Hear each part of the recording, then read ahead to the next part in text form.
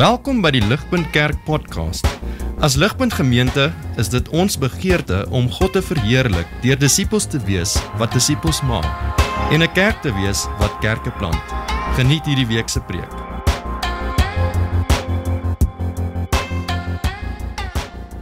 We begin vanoggend om net vir ons die tweede deel van vers 8 te lees en julle kan julle blaadjies bylhou die hele tyd. Ek gaan baie daarna verwys.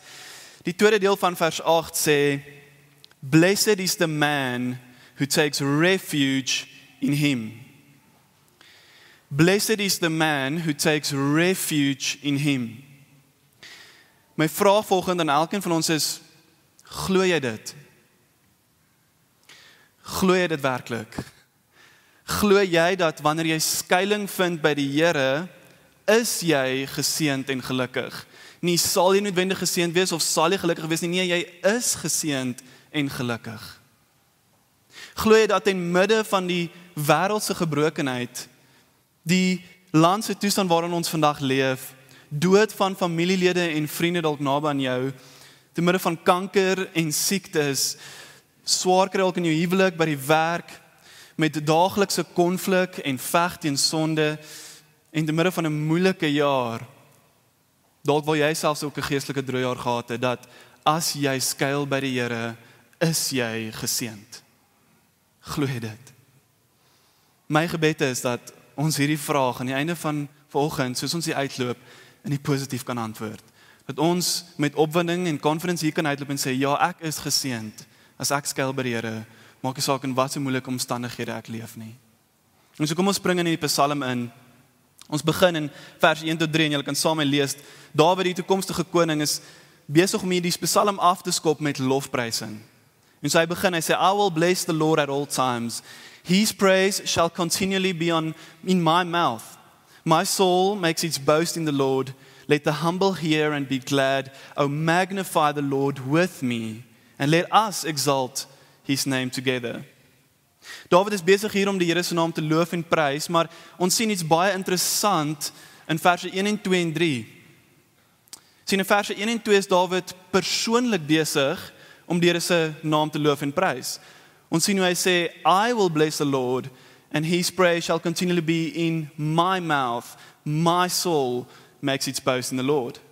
En dan in vers 3 doen Dawid iets anders. Hy nooi ons in, hy nooi Israel as te ware in om saam met hom die Here se naam groot te maak. Hy sê, oh, magnify the Lord with me, and let us exalt his name together. So sien hoe Dawid persoonlik die Here se naam loof en prys, maar dan ook die res van Israel innooi om saam met hom die Here se naam te loof en prys. En so hierdie verskynsel is wat ons dan ook kry in die res van Psalm 34. Wanneer ons kyk na verse 4 tot 7, sien ons hoe Dawid dan gaan net na hierdie, sal in 'n oomblik kyk daarna, en as te ware sy eie persoonlike motivering gee vir hoekom hy die Here se naam loof en prys. Dawid gee vir ons as te ware sy getuienis, sy storie. Hierdie is wat met my gebeur het en dis hoekom ek in vers 1 en 2 die Here se naam loof en prys. Maar dan sien ons in die res van die Psalm, sê Dawid, wel, wag, dit wat waar is van my storie en my motivering, my ervaring, sal ook waar wees van julle storie, Israel, en julle ervaring. En daarom kan julle saam met my vers 3 die Here se naam loof en prys. En so ons gaan daai bietjie uitpak in die res van ons tyd saam.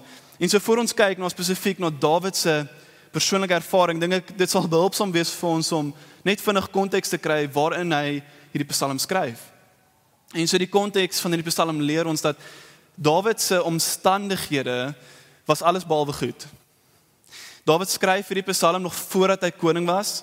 Dawid was eersins in gevaar by Saul gewees, wat tans koning van Israel was, en dit nadat die skare geskree het, Saul het sy 1000 verslaan, maar Dawid sy 10,000, wat beteken het, Saul was daarop uit om Dawid te vermoor. En so in 1 Samuel 19 lees ons hoe Saul sy manskappe agter Dawid aanstuur om hom spesifiek te gaan vermoor, maar omdat hierdie manskappe actually nog lief is vir Dawid, hulle het dit nie gedoen nie. En so toe gaan Saul in 'n oomblik van woede, terwyl Dawid die harp hom speel en hy probeer Dawid self met sy spies vaspen. En so na dit vlug Dawid vanuit sy eie mense se plek, waar sy eie mense hom haat, en as dit nie genoeg was nie, dan sien ons hy hardloop nog 'n vyand in naby Gat. En so Agis, die koning van Gat, word onmiddellik jaloers en Vyandig teenoor Dawid, omdat hy geleer het wie Dawid is, en hy wil hom eintlik doodmaak. En so Dawid besluit toe in 'n oomblik wel, hy gaan voorgee asof hy mal is. Hy gaan kranksinnig optree, en hopelik dan sal hulle hom wil wegjaag, en dis dan presies wat gebeur. So Dawid gee voor as hy mal is, en so jaag hulle hom toe uit, en dis hoekom ons lees dan, aan die begin van die Psalm, of David, when he changed his behavior before Abimelech, so that he drove him out, and he went away. En so vanuit hierdie ervaring, skryf Dawid dan vir ons sy ervaring in vers 4 tot 7. Hy sê, I sought the Lord, and he answered me, and delivered me from all my fears. Those who look to him are radiant, and their faces shall never be ashamed. This poor man, David, cried, and the Lord heard him, and saved him out of all his troubles. The angel of the Lord encamps around those who fear him, and delivers them. Wat vir my baie opvallend en interessant is van Dawid se ervaring is 3 dinge. Daar's 3 duidelike gebeurtenisse uit hierdie 3 verse. Ons sien dat Dawid eersins het swaar kry. Hy het affliction. Hy praat van sy fears en hy praat van sy troubles. Okay, dis die eerste ding wat ons sien. Dan sien ons ook Dawid het uitgeroep na die Here. Ons sien dit in verse 6 en ons sien dit in verse 6 waar hy sê, this poor man cried and the Lord heard him. Hy het uitgeroep na die Here. In vers 4 sê I sought the Lord. So sien hoe Dawid het swaar kry en hy het uitgeroep na die Here, maar dan sien ons derdens, die Here het hom gehoor en gered. In die eerste vers sien ons die woord delivered en selfs in die laaste vers sien ons delivers. So die Here het hom gered uit sy omstandighede. So daar's 3 duidelike dinge wat hier gebeur in Dawid se ervaring. Swaar kry of affliction, 'n roep na hulp of 'n crying out en dan redding of deliverance. En daarom, in die lig van hoe God met hom gewerk het, skryf Dawid net na in vers 8, O taste and see that the Lord is good. Blessed is the man who takes refuge in him. Hoe kan hy dit sê? Sien, Dawid weet dat skuiling by God in die midde van swaar kry is baie, baie beter as enige gemak sonder God. Maar ook weet hy dat deur te skuil by God, al is daar swaar kry en oppositie en vyandigheid en gevaar en onsekerheid, sal hy geseënd wees. Hy sal gelukkig wees, daar sal vreugde wees, want God hoor ons. Hy hoor wanneer ons uitroep na hom. En hy is naby aan ons en hy sal hierdie swaar kry gebruik en uiteindelik beloof hy om ons te red. Soms dadelik te red uit ons omstandighede, dalk bietjie langer te vat, maar hy sal ons uiteindelik red op sy tyd. En so hierdie waarheid wat Dawid hier vasgevang het, dat die almal wat by die Here skuil geseënd is, al is daar swaar kry, wil Dawid nie vir homself hou nie. Hy wil hê die hele Israel moet sien hierdie is waar. En so hy nooi Israel in en sê kom, beproef en ervaar, taste and see that the Lord is good. Dat jy sal geseënd wees as jy by die Here skuil. Wat waar is van my ervaring sal waar wees van jou ervaring. En dit sien ons dan in die res van die Psalm, en ek gaan nie te veel in diepte gaan nie, maar ons sien in verse 8 tot 18, verduidelik Dawid aan Israel, julle sal ook swaar kry ervaar. Ons sien dit in vers 19, many are the afflictions of the righteous. Hy sê, julle sal ook uitroep na die Here, when the righteous cry for help, vers 17. Maar hy sê, julle sal ook redding ontvang. So in verse 17 en 19 en 22. So Dawid sê, sien, wat waar is van my, sal waar wees van julle. Wat waar is van my ervaring Israel, sal waar wees van julle ervaring. Glo dit. En so dan ligpunt moet ons sien dat wat waar is van koning Dawid en so dan ook waar is van Israel, is dan net so waar van Jesus en is net so waar vir ons.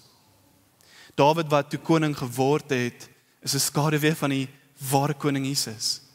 Ons weet Jesus het ook swaar kry ervaar in sy tyd hier op aarde. Gebore in 'n stal, hy's gehaat deur sy eie mense, hy is versoek deur Satan, meer as wat enigeen van ons versoek is. Hy is verraai deur sy beste vriend, en hy is uiteindelik gemartel in die wreedste vorm, en daarna gehang op 'n houtkruis, terwyl hy die wêreld se sonde op hom geneem het. Jesus het swaar kry ervaar. Maar ook het Jesus uitgeroep na sy Vader. Menigte kere op aarde het hy dit gedoen, baie van die kere het die Vader hom direk geantwoord en hom gered uit die omstandighede uit. Maar toe Jesus eers uitroep in die tuin van Getsemane, het die Vader hom nie dadelik geantwoord nie. En so het Jesus geroep op die kruis, my God, waarom het jy my verlaat? Hy het uitgeroep, en God het hom nie dadelik geantwoord nie. Maar daar waar dit gelyk het, of Jesus se swaar kry soos 'n verloor was, en sy uitroep dalk te vergeefs was, en moontlik net 'n verloor vir die wêreld is, net daar, bewerkstellig God die grootste oorwinning ooit. Die verlossing van sy mense. En so Jesus se uitroep is toe gehoor die derde dag toe hy opgestaan het uit die dood. God het hom toe gered uit die dood uit sy swaar kry uit. En so deur Jesus se lewe, opstanding en dood, maak dit dan moontlik dat almal van ons wat by hom skuil, ook nuwe lewe sal ontvang.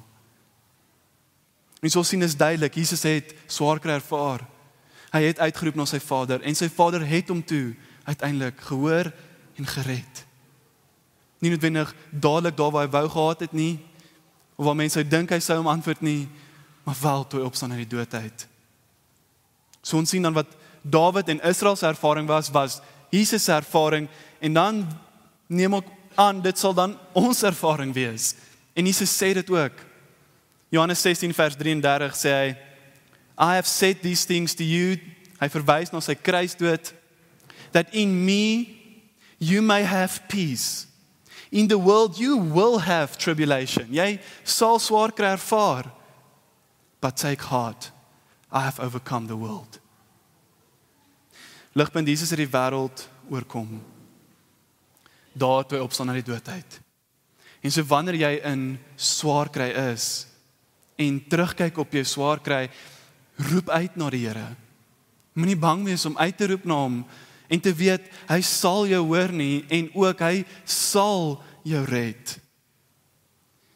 En ek dink dit is belangrik om te noem, vir party van ons dalk voel, ons is nog steeds in daai swaar kry of moeilikheid, dat God kan jou dadelik antwoord, en hy kan dadelik jou red uit jou omstandighede, en jou swaar kry uit. Of hy kan 3 of 5 of 10 jaar vat om jou te red. Maar ek wil hê ons moet verstaan dat ons kan terugkyk op hierdie jaar. En dalk wanneer jy weggaan in die vakansie, kan jy dit doen, wat 'n bietjie tyd het, en sien, waar het God jou al reeds geantwoord? Het God jou dalk gehoor toe jy krag nodig gehad het iewers? Het God jou dalk deur dit gebring? Het jy dalk geantwoord toe jy finansiële hulp nodig gehad het? Toe jy dalk siek was en jy wou gesond word? Toe jy vra vir beskerming van jou vrou en jou kinders? Het jy moontlik al klaar gehoor en geantwoord? Maar as hy nie het nie, is hierdie belangrik. Selfs al bly die swaar kry, selfs al gaan dit nie weg nie. En jy roep uit dag na dag, en jy voel God hoor jou nie, en hy gaan jou dalk nie red nie, wil ek jou uitnooi, kyk na die kruis. Kyk na die kruis. Want die kruis lyk soos verloor. Dit lyk soos geen hoop nie. Dit lyk soos vernietiging, en dit proe soos dood. Maar dis juist daar, waar oorwinning plaasvind in daai oomblik. Sien, oorwinning is om te kruip en te huil partykeer alleen in stilte en donkerte, en te wonder of enigiemand eintlik omgee of weet wat aangaan in jou lewe. Oorwinning is om uit te roep, my God, waarom het jy my verlaat? Oorwinning is partykeer 'n koue en 'n gebroke halleluja. En hierdie is hoekom dit oorwinning is.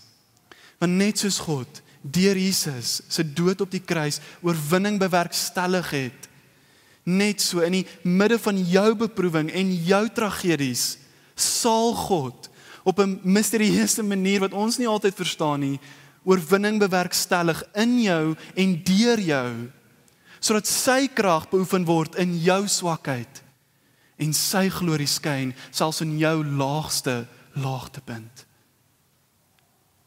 En so al blaas jy, soos Jesus, jou laaste asem hier op aarde, in die midde van swaar kry, sal God jou ook laat opstaan uit die dood uit.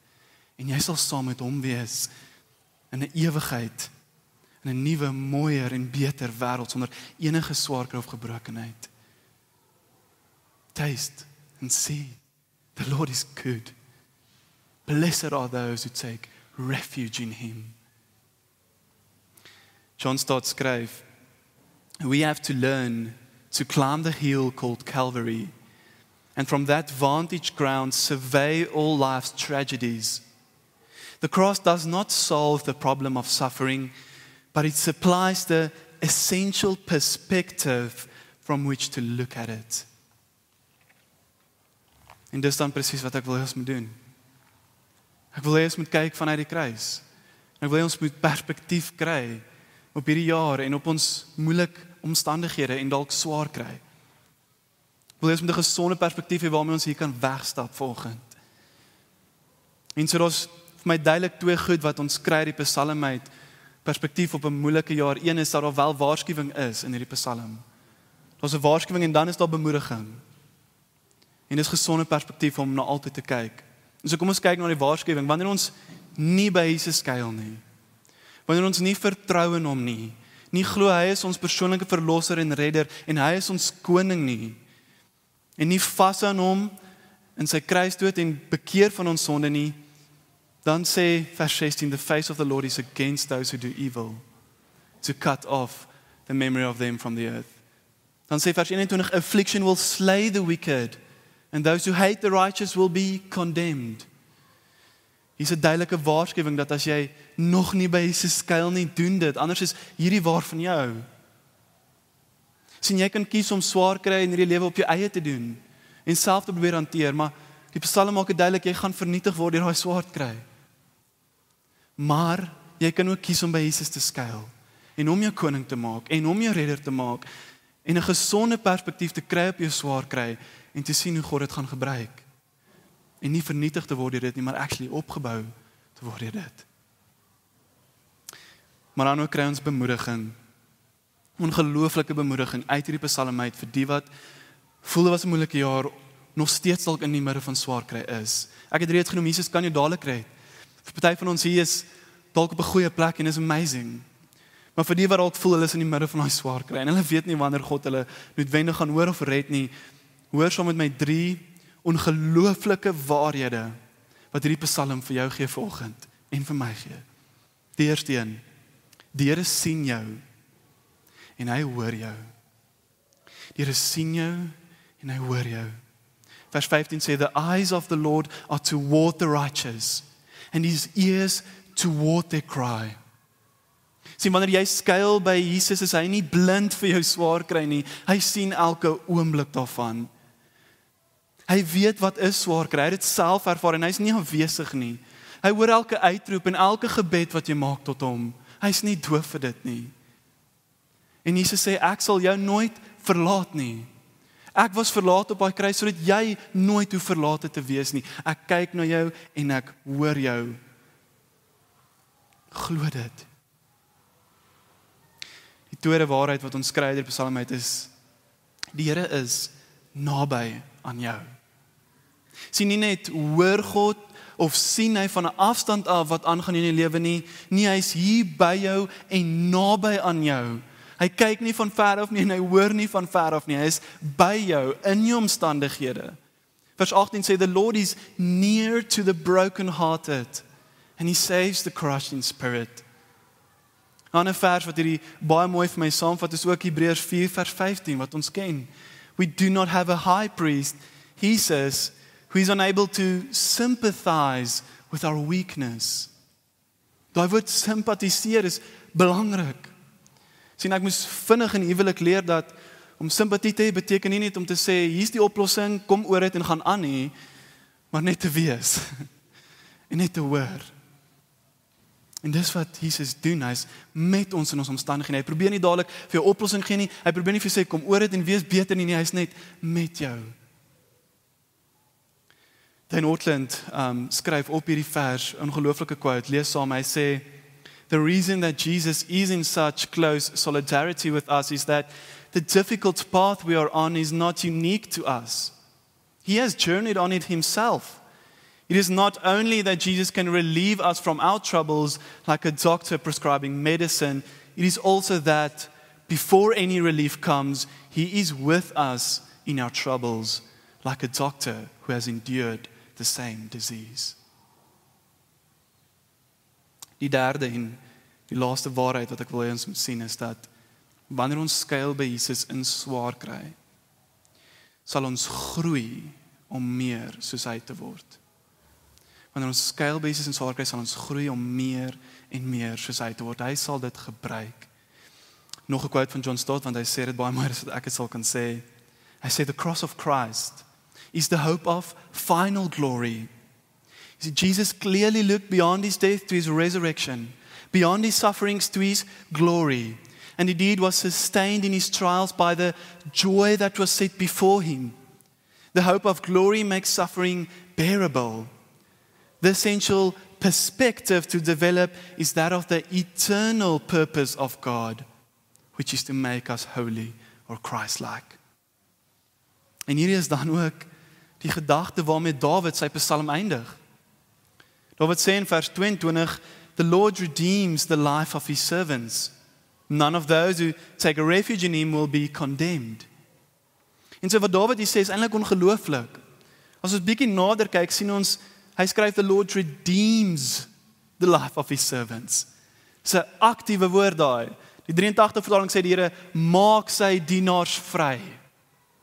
So met ander woorde, die Here is besig om sy mense, sy gesande se lewens te red.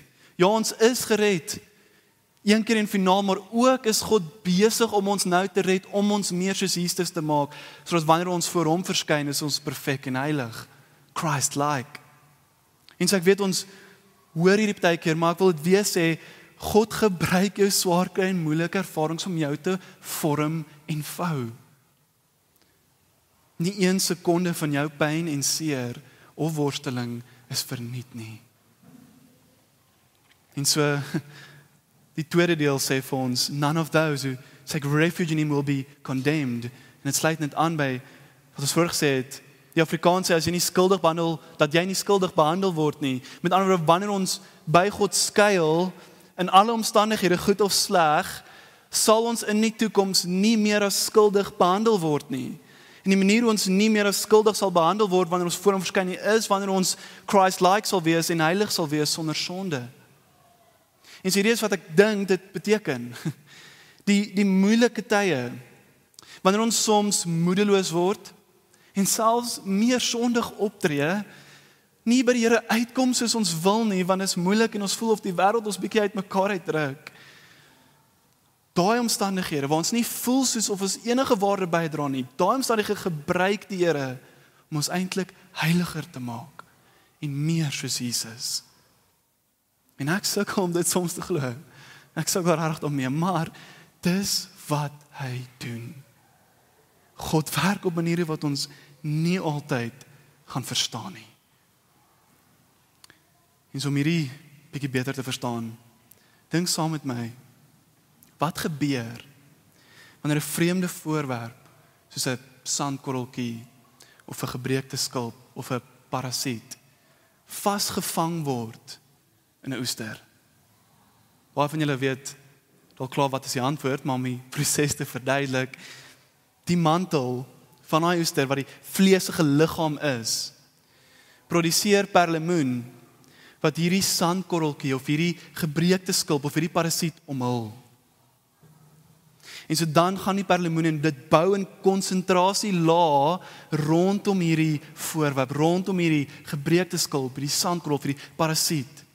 Dit vorm laag. En oor tyd, oor jare, wat kry ons? 'n mooi, skoon, wit, perfekte parel. Ons is ligpunt hierdie sandkorrel, hierdie gebreekte skulp of selfs die parasiet. Maar sien, wanneer ons vasgevang word deur God en Jesus, wanneer ons skuil by hom, sal hy perlemoenlaag van swaar kry gebruik om ons te vorm. En elke moeilike jaar, elke moeilike omstandigheid, sal hy gebruik om jou te vorm en te vou, sodat jy uiteindelik soos 'n parel voor God sal verskyn. Skoon, wit en perfek. Taste and see that the Lord is good. Glo jy nou dat blessed are those who take refuge in him?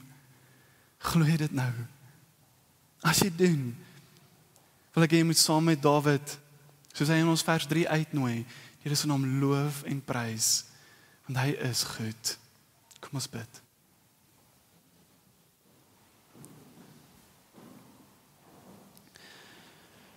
Almagtige Vader, dankie vir u goedheid. Here, dankie dat u goed is wanneer ons by u skuil. En Here, dat wanneer ons by u skuil, Here, sal u gebrokenheid en swakheid en swaarkry gebruik om ons meer soos u te maak. En in die midde van dit is u by ons, u is met ons in ons gebrokenheid en u hoor ons en sien ons. Here, mag hierdie waarhede, hierdie perspektief wees wat ons hier uitvat vanoggend, in die vakansie in en selfs weer wanneer dit dalk moeilik raak, Here, mag ons hierdie onthou. En mag u met ons wees, asseblief, soos u beloof. Ons vra dit in Jesus se naam.